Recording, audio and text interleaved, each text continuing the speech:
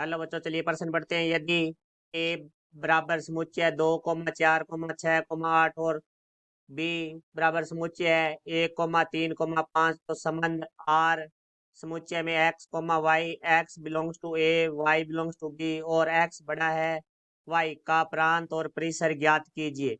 तो मुख्य अवधारणा, तो हमारा जो प्रश्न है वो संबंध से संबंधित है। तो देखो भाई, संबंध के अंदर हम बात करते हैं। जैसे हमारे पास ये संबंध है एक आर, जिसमें हमारे पास है अवयव है एक्स कॉमा वाई। तो इसके अंदर जो हमारा एक्स होता है वो हमारा प्रांत होता है, और जो वाई होता है वो हमारा परिसर होता है।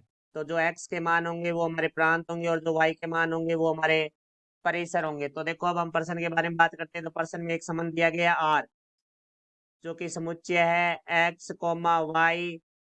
एक्स बिलोंग्स टू हमारा ए है, वाई बिलोंग्स टू बी है, और एक्स बड़ा है वाई से। जो एक्स का मान है वो हमारा बड़ा रहेगा वाई से। तो ये समुच्चय निर्माण रूप है, और जिसमें हमें ए का मान दिया हुआ है वो है हमारे पास 2,4,6,8, और बी का मान है वो हमें दिया गया है 1,3,5। तो अब देखो, हम बात करते हैं आगे। इससे हम संबंध बनाते हैं रोस्टर रूप में। तो देखो भाई, यहाँ अवयवों के रूप में लिखेंगे तो हमारे पास एक्स बड़ा होना चाहिए वाई, और एक्स है वो ए से लेना है। तो देखो भाई, ए में मान है हमारे पास पहला 2, तो ए का मान यदि हम 2 लेते हैं तो 2 है वो हमारे वाई के मान से बड़ा होना चाहिए। वाई बी से लेना है तो 2 बड़ा है 1 से, तो ये हमारी शर्त को संतुष्ट कर रहा है। फिर देखो, 2 और 3 लेंगे तो ये संतुष्ट नहीं करेगा हमारी शर्त को, क्योंकि 3 बड़ा हो जाएगा यहाँ। फिर 2 और 5 भी नहीं ले सकते, क्योंकि यहाँ वाई का मान है वो बड़ा हो जाएगा। फिर हम आ जाते हैं 4 पे।